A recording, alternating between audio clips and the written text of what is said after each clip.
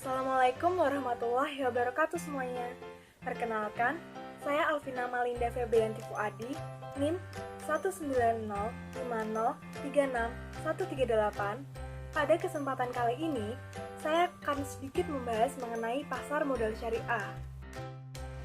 Menurut Undang-Undang Nomor 8 Tahun 1995 tentang pasar modal adalah kegiatan yang bersangkutan dengan penawaran umum dan perdagangan efek, perusahaan publik yang berkaitan dengan efek yang diterbitkannya, serta lembaga dan profesi yang berkaitan dengan efek. Jadi, pasar modal syariah adalah pasar modal yang seluruh mekanisme kegiatannya, terutama mengenai emiten, jenis efek yang diperdagangkan, dan mekanisme perdagangannya sesuai dengan prinsip-prinsip syariah. Berikut adalah dasar hukum dari pasar modal syariah. 1. Undang-Undang Nomor 8 Tahun 1995 tentang pasar modal. Kedua, Fatwa Nomor 40 DSN MUI 10 Tahun 2003 tentang pasar modal dan pedoman umum penerapan prinsip syariah di bidang pasar modal. Yang ketiga, Peraturan Nomor 2K1 tentang kriteria dan penerbitan daftar efek syariah. Yang keempat, Peraturan Nomor 9A 13 tentang penerbitan efek syariah. Yang kelima, Peraturan Nomor 9A 14 tentang akad-akad yang digunakan dalam penerbitan efek syariah.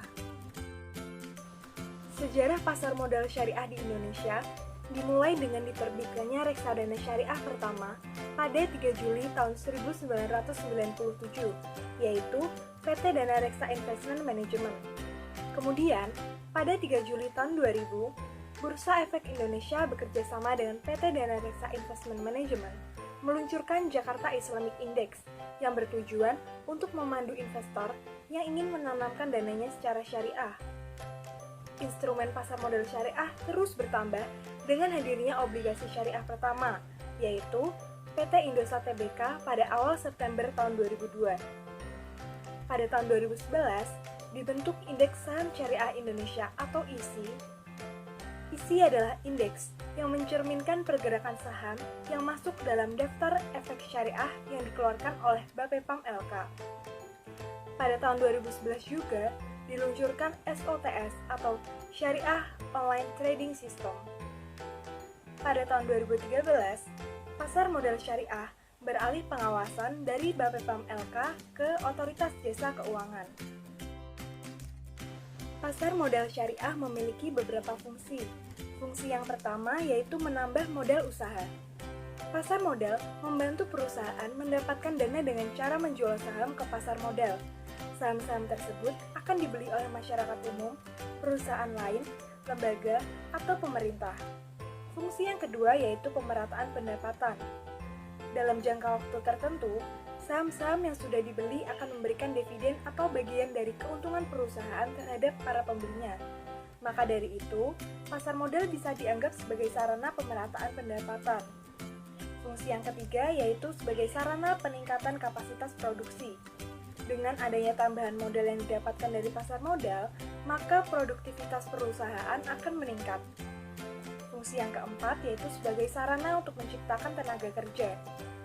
Pasar modal bisa menjadi pendorong muncul dan berkembangnya industri lain yang mana dapat menciptakan lapangan kerja baru. Fungsi yang kelima, sarana meningkatkan pendapatan negara. Dividen yang diberikan kepada para pemegang saham akan dikenai pajak oleh pemerintah. Nah, pajak ini akan meningkatkan pendapatan negara. Fungsi yang keenam, sebagai indikator perekonomian negara. Kegiatan penjualan atau pembelian di pasar modal yang dapat memberikan indikasi bahwa kegiatan bisnis perusahaan dapat berjalan dengan baik. Beberapa peran pasar modal syariah diantaranya yaitu 1. Berperan sebagai intermediasi atau lembaga perantara keuangan selain bank. Kedua, memungkinkan para pemodal berpartisipasi pada kegiatan bisnis yang menguntungkan atau investasi. Yang ketiga, memungkinkan kegiatan bisnis mendapatkan dana dari pihak lain dalam rangka perluasan usaha atau ekspansi.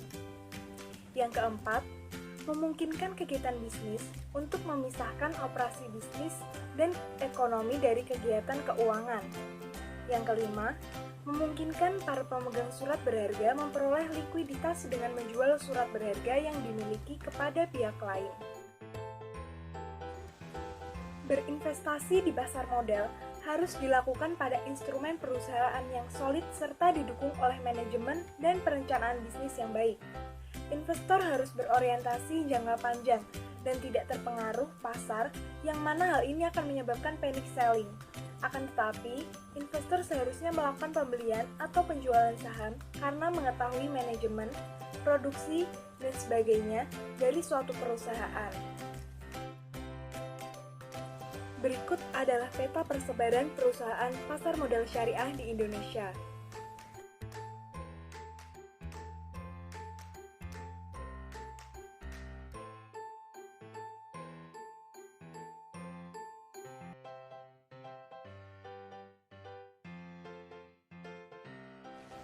Beberapa produk yang ditawarkan pada pasar modal syariah diantaranya yaitu 1. Saham syariah. Saham syariah adalah sertifikat yang menunjukkan bukti kepemilikan suatu perusahaan yang diterbitkan oleh emiten, yang kegiatan usahanya maupun cara pengolahannya tidak bertentangan dengan prinsip syariah. Yang kedua yaitu obligasi syariah. Obligasi syariah adalah suatu surat berharga jangka panjang berdasarkan prinsip syariah yang dikeluarkan emiten kepada pemegang obligasi syariah. Yang ketiga yaitu reksadana syariah. Reksadana syariah adalah wadah dan pola pengelolaan dana atau modal bagi sekumpulan investor untuk berinvestasi dalam instrumen investasi yang tersedia di pasar modal dan dilakukan berdasarkan prinsip syariah. Terdapat beberapa kemungkinan risiko yang mungkin dihadapi investor kala berinvestasi di pasar modal, di antaranya yaitu risiko daya beli, risiko bisnis, risiko tingkat bunga, risiko pasar, dan risiko likuiditas. Namun, selain memiliki risiko, berinvestasi di pasar modal juga memberikan keuntungan, seperti dividen. Dividen adalah bagi hasil atas keuntungan yang dibagikan dari laba yang dihasilkan emiten yang dibayarkan dalam bentuk tunai maupun saham. Yang selanjutnya yaitu rights. Rights adalah hak untuk memesan efek lebih dahulu yang diberikan oleh emiten. Selanjutnya ada capital gain. Capital gain adalah keuntungan yang diperoleh dari jual beli saham di pasar modal. Nah, sekarang kita sudah mengetahui sedikit materi mengenai pasar modal serta beberapa keuntungan dari berinvestasi di pasar modal. Maka dari itu, yuk mulai berinvestasi sekarang. Sekian video dari saya, kurang lebihnya mohon maaf. Wassalamualaikum warahmatullahi wabarakatuh.